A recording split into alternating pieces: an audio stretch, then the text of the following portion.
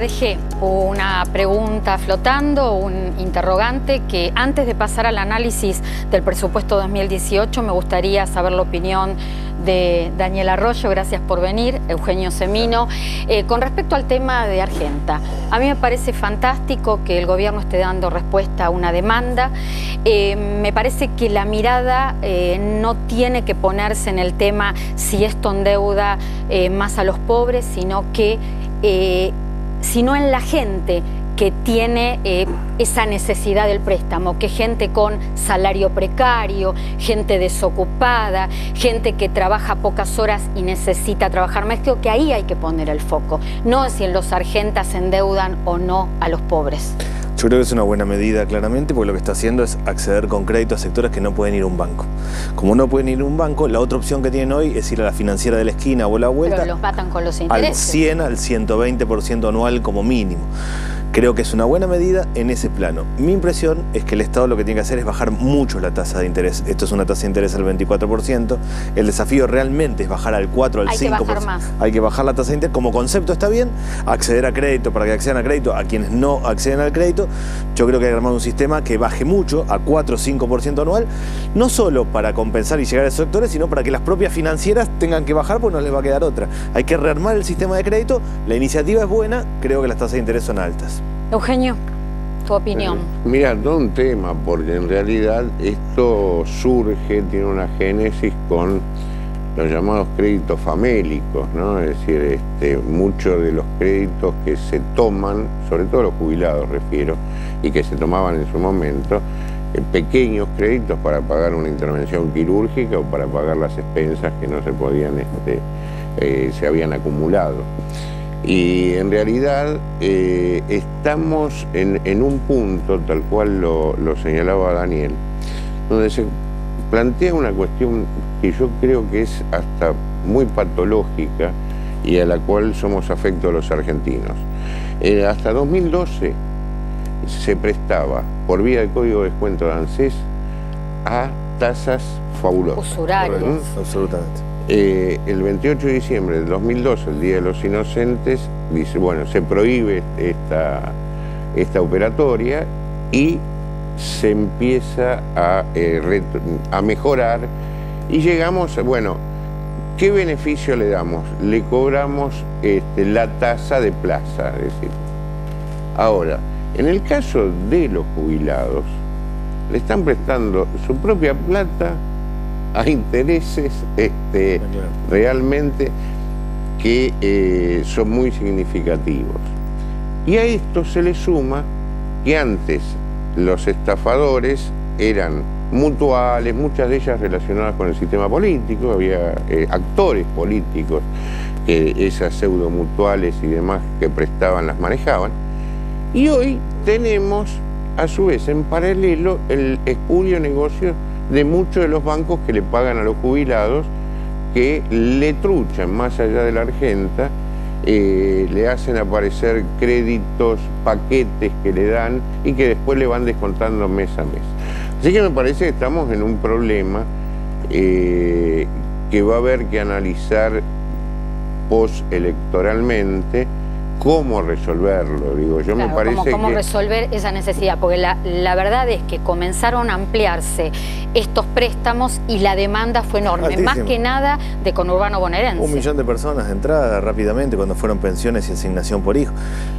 Refleja dos cosas, que a la gente no le alcanza la plata y que necesita plata claramente, y que la tasa es usuraria, con lo cual uno toma lo que hay.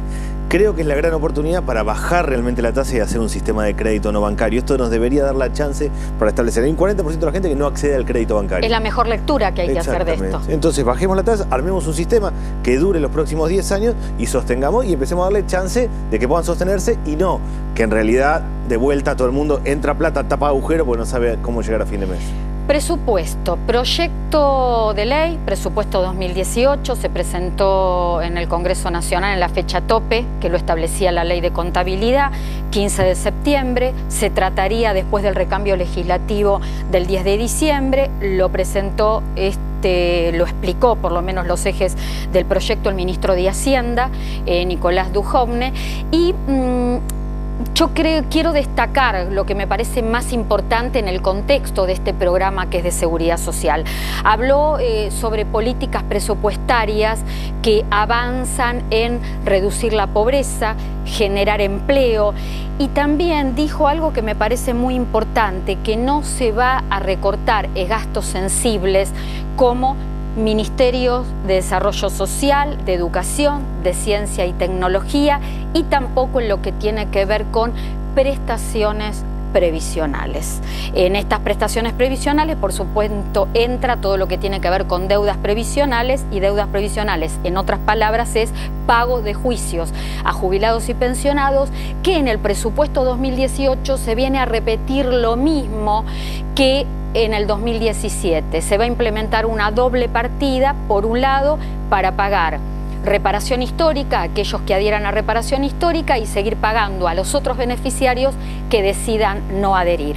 La pregunta que les hago es, ¿viene un presupuesto con más inversión social? ¿Está bien? ¿Va a mejorar el tema en Argentina? ¿Con esto va a disminuir más que nada la pobreza y la desocupación? El gobierno, ambos le pregunto. El gobierno hace un presupuesto sin recortar los gastos sociales. Eso es bueno en términos generales porque tiene que ver con que hay una situación social crítica. Recorta otras áreas, prevé un crecimiento de cerca del 3%. Eso es casi no genera empleo en la Argentina. La Argentina tiene que crecer 4% para empezar a tener un punto... ¿No es el mismo crecimiento pautado para el 2017? Claro, más o menos similar. Ese es el problema. O sea que nosotros tuvimos un 2016 de baja, un 2017 que la vamos llevando, y el presupuesto marca un 2018 similar. Es bueno que el gobierno no recorte inversión o gastos sociales, eso está claro, pero lo que está marcando también es que no hay un crecimiento, que no va a haber generación de empleo en términos generales. ¿Qué es la política social hoy, sacando la cuestión previsional?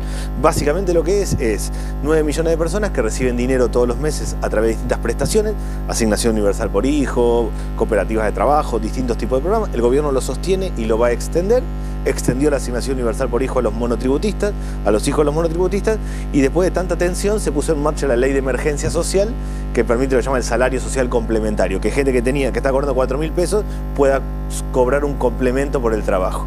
Lo que yo diría es bueno y malo. Es bueno porque hay un reconocimiento de que hay un problema social y tocan otras partidas, no esta.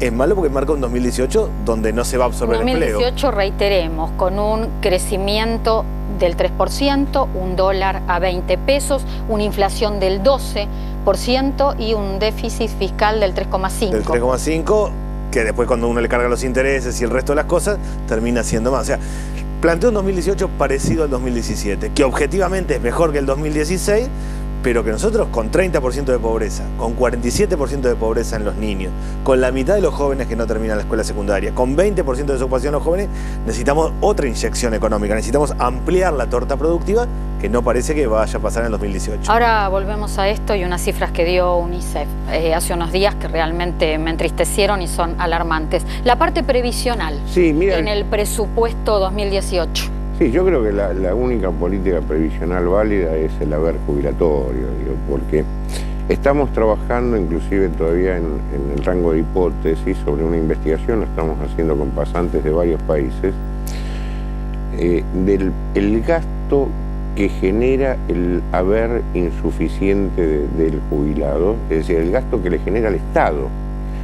Estamos sumando, por ejemplo, para que nos entiendan, les pido por favor que no lo midamos con rigor técnico, pero para un jubilado que le pagamos 7.000, que el Estado le paga 7.000 pesos, está gastando en programas complementarios, alternativos, en subsidio, de ayuda, en subsidio. Etcétera. Todo el resto que apoya. A veces 40, 50.000 pesos. Claro.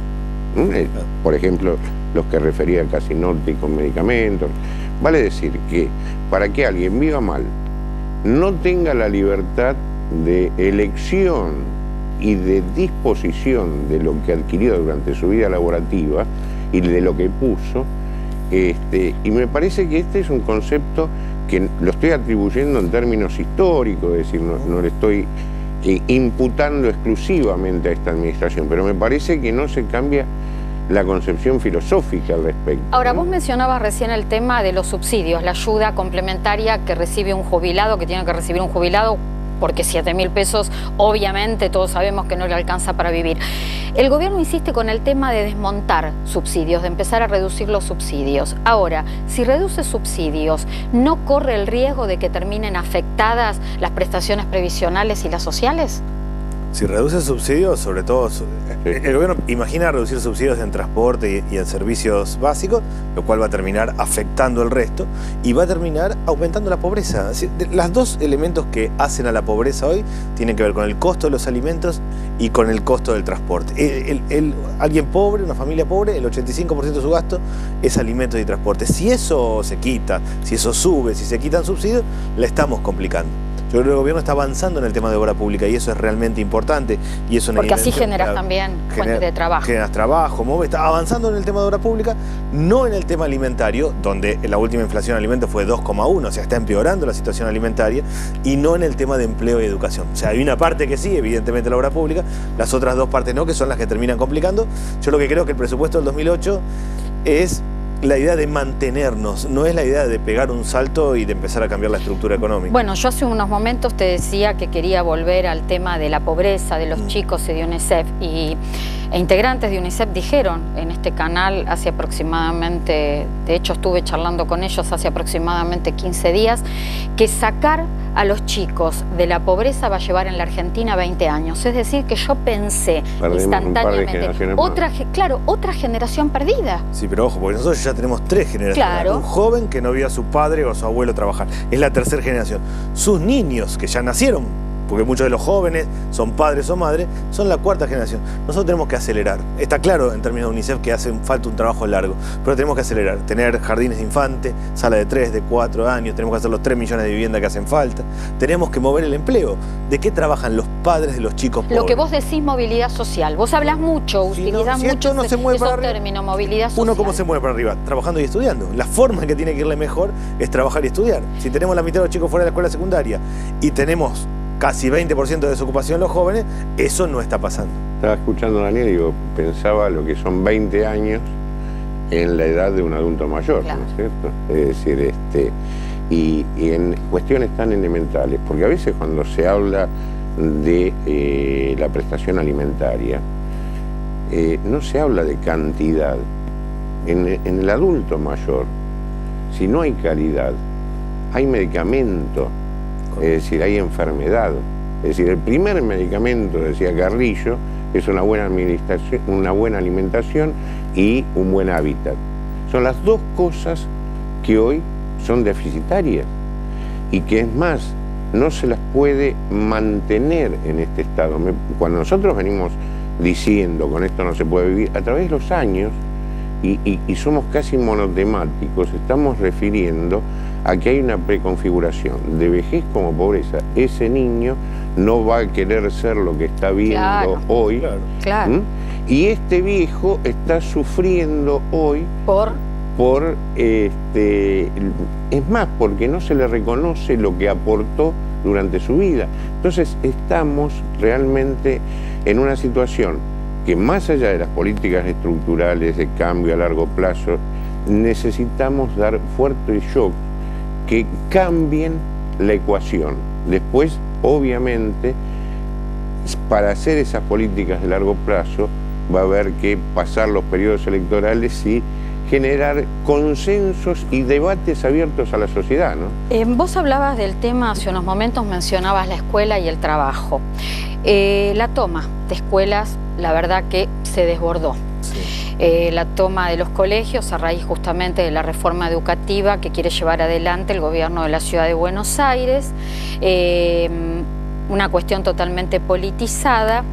Y yo digo, a ver, ¿es tan descabellado cuando sabemos por estadísticas que el sector más castigado por la desocupación en la Argentina es el sector joven? Cuando sabemos a través de UNICEF que los chicos menores de 17 años, el 52% no termina la escuela porque no hay recursos o porque hay desincentivo. A ver, ¿Es ilógico pensar una reforma educativa que acerque, que vincule la educación con el trabajo? ¿Por qué resistencia a eso? No, la Argentina necesita una reforma educativa claramente y necesita vincular escuela y trabajo, y que en los últimos años el que está en la escuela pueda interactuar con el mundo del trabajo es algo positivo claramente y tenemos que ir para ahí. Lo que yo creo que pasa en el sistema educativo es que ninguna reforma es posible porque a uno se le ocurre si no genera consensos y ámbitos. Me parece que ahí está el tema. Inexorablemente la Argentina tiene que dar vuelta a su escuela secundaria y tiene que vincular que en los últimos años los chicos estén haciendo pasantías, actividades laborales, distintos mecanismos de interacción con el trabajo. Eso lo tenemos que hacer. Lo que tengo la impresión es que el sistema educativo, gobernar no es tener ideas, sino crear consensos. No es solo tener, yo puedo tener una idea excelente, pero solo si genero los consensos voy a poder hacerlo.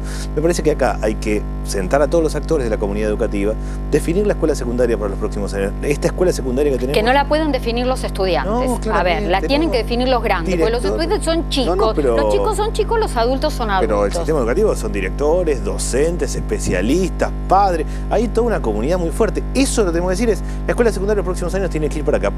La deserción escolar tiene que ver con un tema social, tiene que ver con un tema de aburrimiento. Un pibe está sentado, sale y se pone a chatear con 5 personas en 5 continentes distintos, y tiene que ver con que falta vínculo con escuela y trabajo. A mí me parece que lo que hay que hacer es generar consenso. 3 cosas yo creo que tenemos que hacer y que tienen que ver con lo que estamos hablando. Cambiar la escuela secundaria, cortar el sistema de crédito usurario, porque si no todo el mundo está endeudado, y cortar la venta de droga, porque la movilidad social hoy está dada por el que vende droga. Esas 3 cosas hay que generar consenso y hacer una política a 20 años. Daniel Arroyo, gracias por habernos acompañado. Gracias por darle contenido al programa con tus conceptos.